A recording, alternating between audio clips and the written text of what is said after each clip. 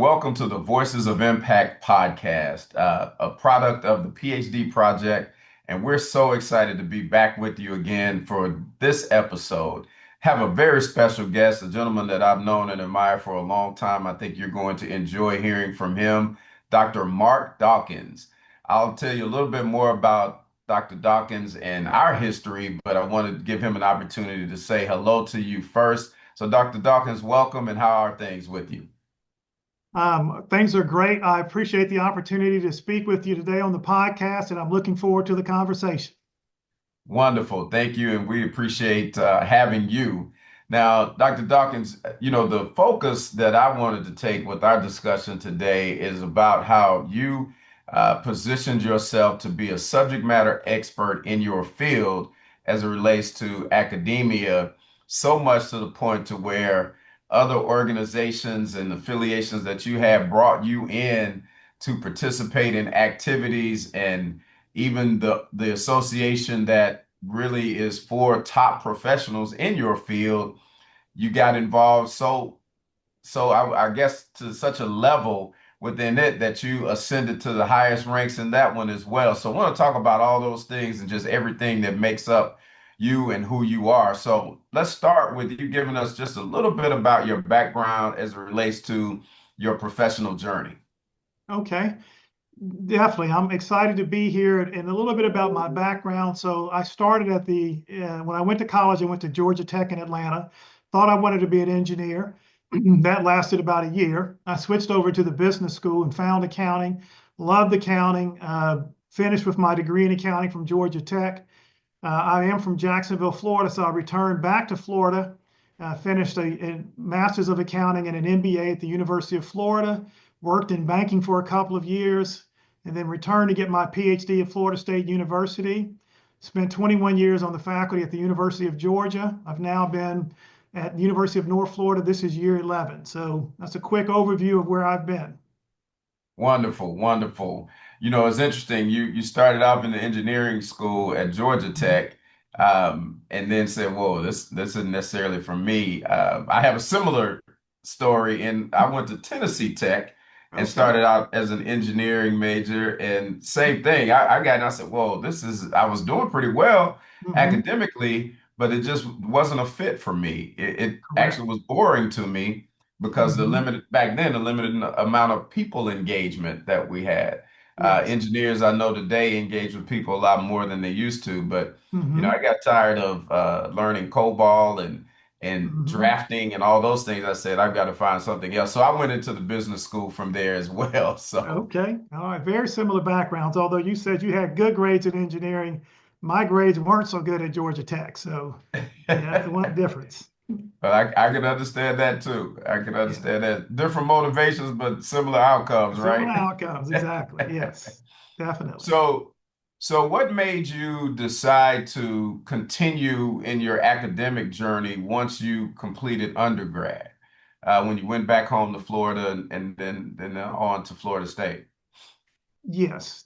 And it was really the experience that I had at the University of Florida. So I was at the University of Florida for 3 years, and I first did an MBA in finance and a master's of accounting. But during those 3 years, I had the opportunity to work as an academic tutor for the Athletic Association. Okay. And as I was tutoring, and I primarily tutored swimmers and gymnasts, but as I was doing the academic tutoring, the students would often say, "You do a pretty good job of explaining this. You should consider becoming a teacher." And at the time, the teacher was the last thing in my mind. I just like that was I wanted to get out, make a ton of money, do a whole bunch of other stuff, and so when I did get out and start working in corporate America, and I was working on a salary in a high level job, but we were working 16, 18-hour days. And I'm like, there's got to be a better way. And so that's when the bug about being a teacher came back to me. And that's when I decided, you know what, I'm going to look at becoming a professor and I'm going to go back. And that's when I went to FSU. But it was because of that experience being an academic tutor for the 3 years that I was doing master's work at the University of Florida. Wonderful, wonderful. That's interesting. So planted seeds were planted earlier, and then these experiences that you saw oftentimes led you back to kind of what the advice was earlier in life, huh? What the students were trying to tell me when I was tutoring them. Yes. Yes. Right, right. Mhm. So was that transition for you and the decision to go ahead and pursue a PhD? Was that a tough decision for you, or were you just feeling yourself drawn to it? I was feeling that I was drawn to it, so I wouldn't say that it was a tough decision. I mean, I did work in industry for 2 years in banking, and we were doing mergers and acquisitions work, which was very exciting work. And Yeah. I was able to apply a lot of my accounting knowledge. So I was already a CPA, and so I was able to apply a lot of my accounting knowledge. So the work was quite interesting, but I didn't see myself as being as contributing as much as I could. And so it wasn't a tough decision because I actually did get a lot of value from tutoring the students. And so when I thought about, okay, where do I see myself, the enjoyment and being able to give back, it was really the academic side of things. And so it was an easy decision to go back. I wouldn't say going through the PhD program was necessarily the easiest of decisions. I mean, the first year is probably the toughest year, but once I got through the first year, I think it was all fine. But yeah, the decision to go back was a pretty easy decision. Gotcha, gotcha. Now, stepping away from the academic piece for just a Mhm. moment, how do you handle the internal conflict of being both a Seminole and a Gator? That's a tough call. So I would say the best way that I handle it, I have three brothers. I actually have six brothers. Three of my brothers went to Florida State. And so Okay. just to create some intra-family rivalry, I'll let them choose FSU and I'll choose the Gators. And so we just have a good time enjoying the games when the Gators and the Seminoles play each other. Yeah, it's a lot of That's fun. wonderful, Yes. wonderful. So during your matriculation through your PhD program and then afterwards, when did the PhD project come into your life and what was that experience like? Yeah, and that's a great question because I would be remiss if I didn't call out Dean Melvin Stith, retired from Syracuse now. Yeah. But Dean Stith was the dean at FSU when I entered my PhD program, and he was very supportive of diversity in academia. And so at the time, I was there from 1990 to 1994. I think FSU probably had the second or third most African American and Hispanic students pursuing PhDs in business, and that was all because of Dean Stith. And so his support while I was at FSU was instrumental, not only to me, but we had 20 something students when I was there pursuing PhDs in business in all disciplines. And Dean Stith was very supportive of all of us in helping to Mhm. recruit more students and continuing that pipeline. So, it was his support that kind of kept us all motivated to pursue getting the PhD and then pursuing a career in academia.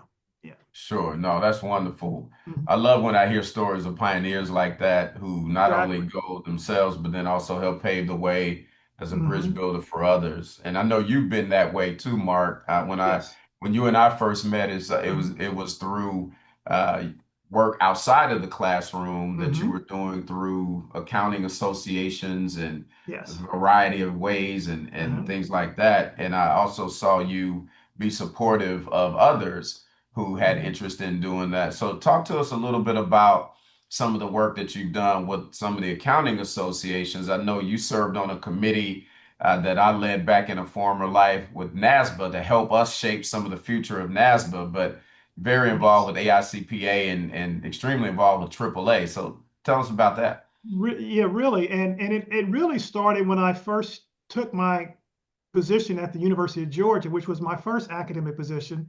And I was there for 21 years, but I was always connected with practice. And so I served on the Minority Issues Committee of the Georgia Society of CPAs. Hmm. And I was on that committee for, I guess, 10 years or so. And we started summer programs for high school kids. Some of those programs are still going on, but that really got me started giving back in terms of on the academic and professional side. And then while I was at the University of Georgia, my dean at the time uh, decided that he wanted to hire or appoint a director of diversity relations. And so Right. I was tapped at the University of Georgia to be the first director of diversity relations in the Terry College of Business. And that was Mhm. around 2004 to 2008.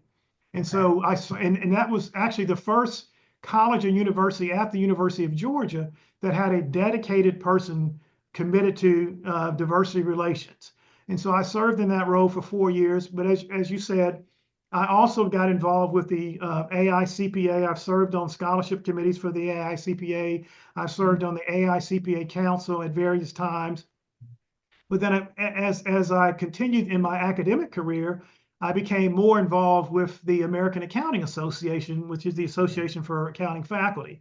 So I initially was involved with the diversity section of the American Accounting Association.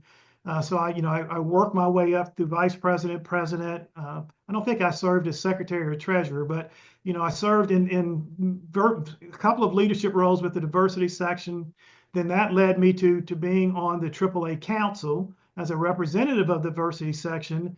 And then after serving on the AAA Council, and then I actually ended up being the chair of the council for 1 year, which led me to then higher level service at the AAA, which ultimately led to me being the AAA president a couple of years ago. So yeah, I mean, it was a great experience, but it started with really getting involved not only at the local level at my school, but then also being involved with the Georgia State Society of CPAs, and then leveraging that to work with the AICPA, and as you said, working with NASBA. So yeah, I did come to Nashville and spend some time with NASBA. So it was I'm a big believer in being engaged with the practice of accounting. That I am an Right. academic, but I'm a firm believer that academics should be engaged with the practice side. And so I've always striven in my career to be engaged with practice. Yeah. And I was fortunate at the University of Georgia to have one of the former FASB chairpersons, Denny Beresford, was two doors down from me. And so Denny was obviously very engaged with practice. Denny and Sure. I would go over to local meetings of the Georgia Society of CPAs, local chapters, and we would be the only two academics from the University of Georgia who would go to these meetings because he believed in being engaged with practice. I believed in being engaged with practice. So yeah, I mean that's just been part of me throughout my entire career.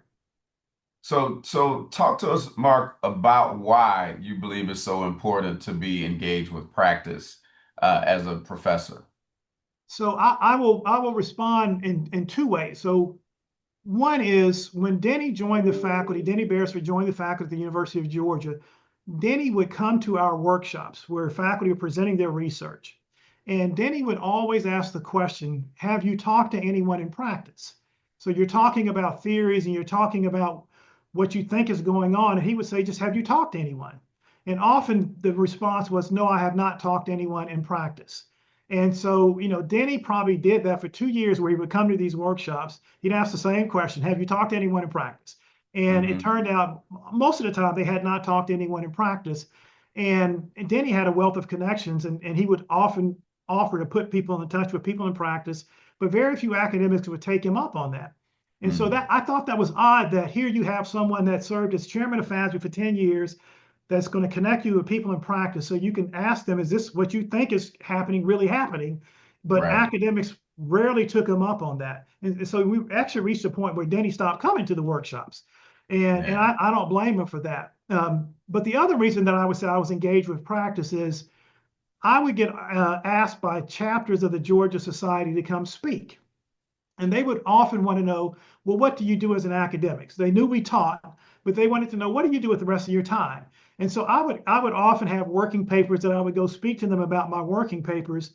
And here's where most academics miss the benefit of this. When I would speak to local chapters of the Georgia Society of CPAs, the questions that I would get from practitioners were remarkable questions, thing that I as an academic had not even thought about. They would ask me Hmm. questions that would cause me to think about, you know what, I'm missing a large part of the benefit of this research. And so I would often tell my colleagues at the University of Georgia, you really should go speak to these chapters of the Georgia Yeah. Society. It's a Yeah. service activity, but they ask questions that we as academics traditionally don't think about. And it improves the quality of our research. To me, kind of Yeah. helps bring things full circle Yes. because I firmly believe that the corporate and industry and the educational community need to interact more together. Yes. Hmm. And they're people like you who do that, but there's so many others who don't. And Hmm. that's on both sides of the table. And I was just at a conference about innovation, and Hmm. they asked me to come and sit on a panel to address the future of education Right. and Hmm. how education can help positively impact innovation, but it's going to look different in the future. So these were Yes. business people. And then Hmm. I served a role as a business person who also is engaged heavily in academia. Academia. And one Hmm. of the questions that they ask us is, what is the gap right now? Hmm. And one of the tech persons identified a significant amount of gap in terms of how they're creating things and the rapid pace in which they're creating things.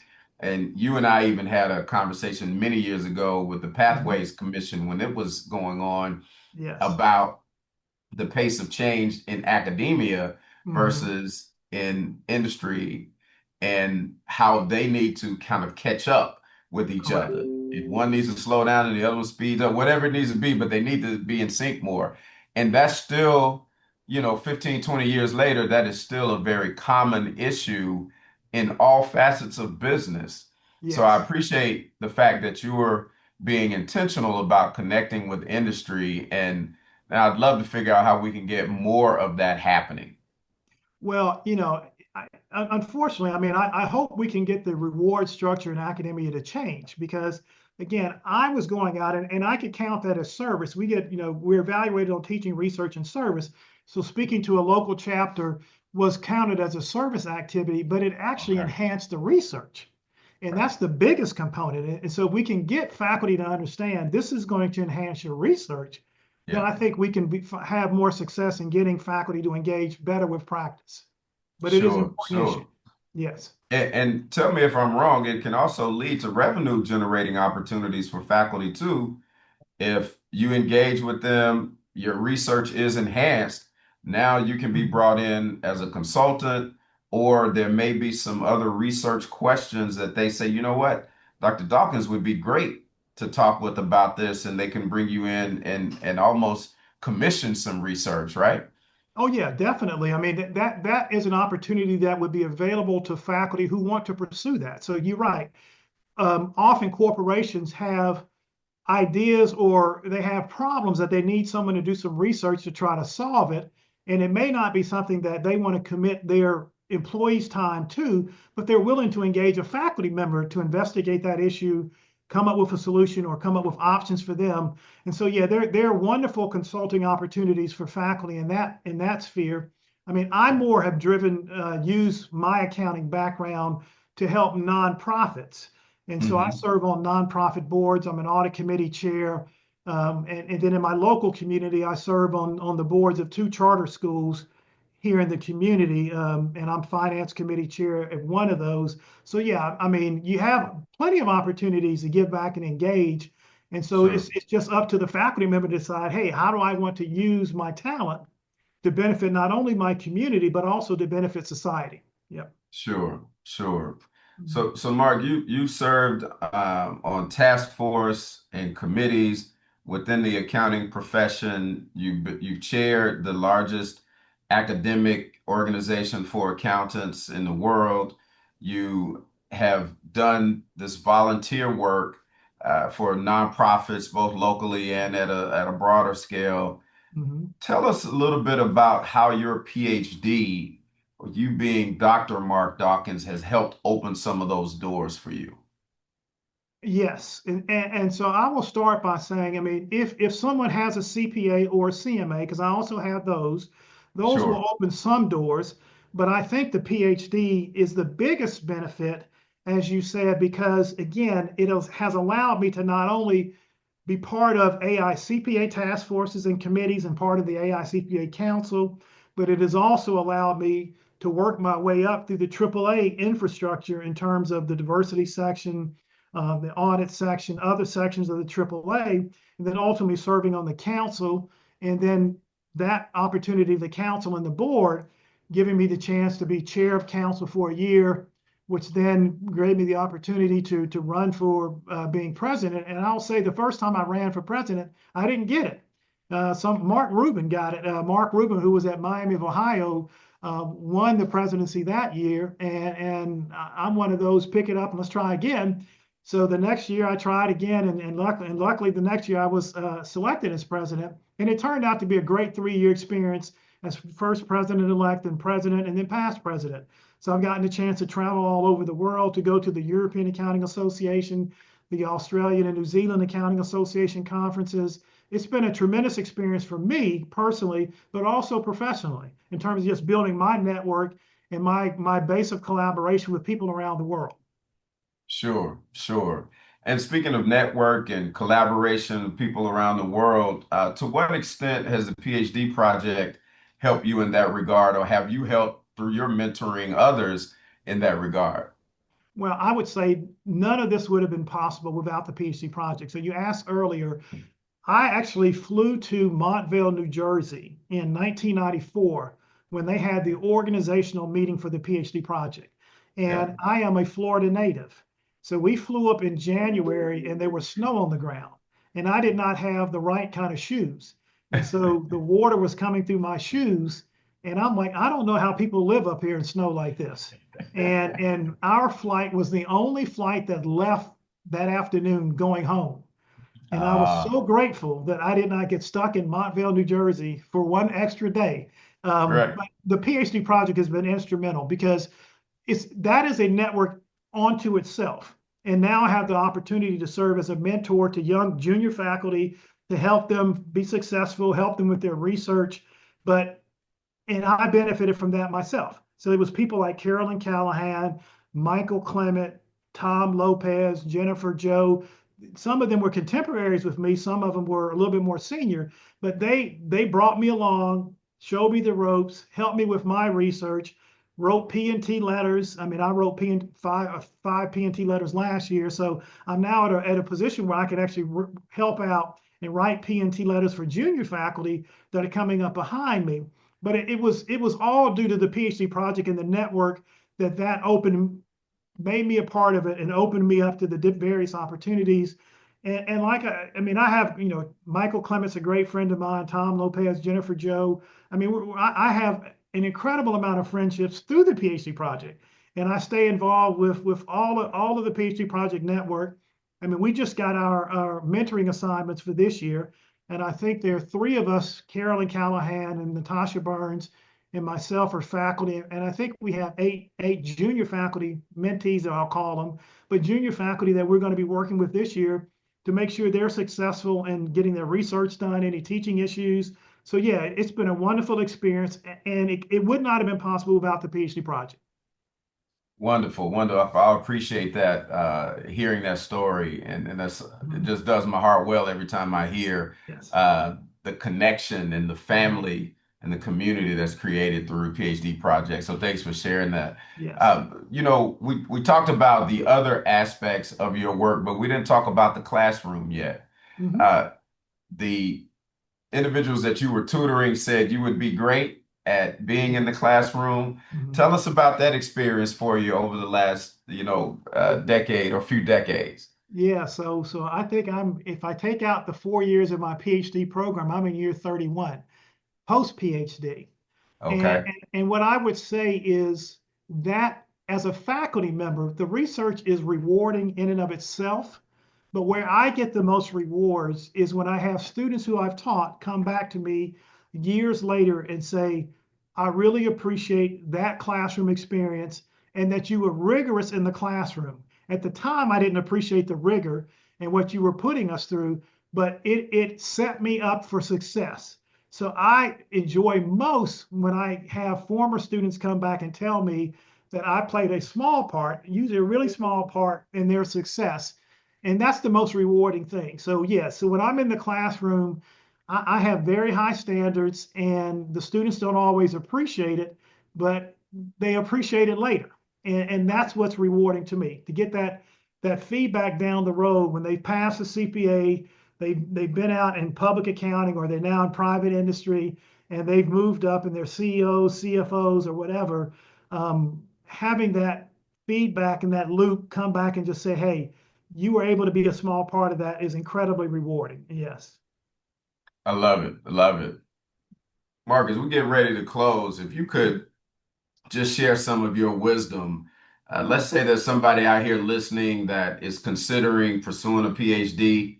They may be a working professional now, or maybe even a college senior that's considering going into a PhD program. If you had some advice to them to give to an individual or individuals that may be in that category, what would your advice be? Well, the first piece of advice I would give them, and you're not paying me to say this, I'm saying it on my own, would be to Okay. engage with the PhD project because the conference the PhD project does gives any prospective student, whether they are a current student or they're in industry and considering going back to get a PhD, it gives them the opportunity to come learn what this experience is about. So rather than having to try to visit 10 or 15 schools and missing 30 days of work or more days of work, you get the opportunity to come for a couple of days, meet people from all the schools that have PhD programs, meet faculty who talk about the experience, their experience, the pitfalls, the benefits. That experience of coming to a PhD project conference is something that you will not find anywhere else. And it is probably the most important thing that I tell people to do. I will say this tonight, I am talking to a prospective PhD student. I got a call from a former coworker yesterday that said she met someone that wants to get a PhD. He's in an MBA program at a university, and I'm speaking to him this evening.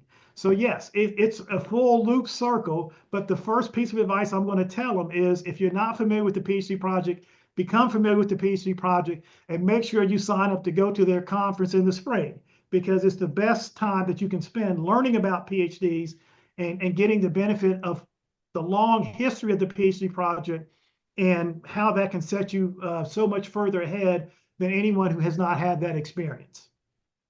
Yeah, absolutely. No, that's wonderful. Getting that head start, and as you said, being able to be more efficient in learning the information and getting it in a comprehensive manner is really very important. So thanks for sharing that. Last piece of advice. If you were going back 31 years ago and you spoke to a young Dr. Mark Dawkins that had just completed PhD program, is just getting started at the University of Georgia, and you could look back and say, here are the things I would recommend you do for your career. So this is for all of those junior faculty that you're already mentoring, but others that don't get an opportunity to sit with you. What would your advice be for them? So advice that I would give junior faculty is document everything you do once you become a faculty member. Because when you start, you think the promotion and tenure clock is 5 or 6 years away. You think you've got a long time, but that time passes very, very quickly. And you will quickly forget a lot of the service stuff that you do that will be valuable to you when you apply for promotion and tenure. So I would say document everything that you do so you have a good record of every service activities, teaching activities, research activities. But then I would also say engage with practice. As we talked earlier, I think that's where a lot of faculty miss the boat is they're so focused on research without understanding or appreciating that practitioners have a wealth of knowledge and they often think about research issues differently than we do as academics. And they can enhance and add value to the research question or how you go about doing the research that I think a lot of faculty just miss the boat by not thinking about you know what Denny Beresford said at the University of Georgia, have you talked to people in practice? And that is the strongest piece of advice. Talk to people in practice about your research because it will improve your research, but it will also help you be more successful in the research sphere of what we do.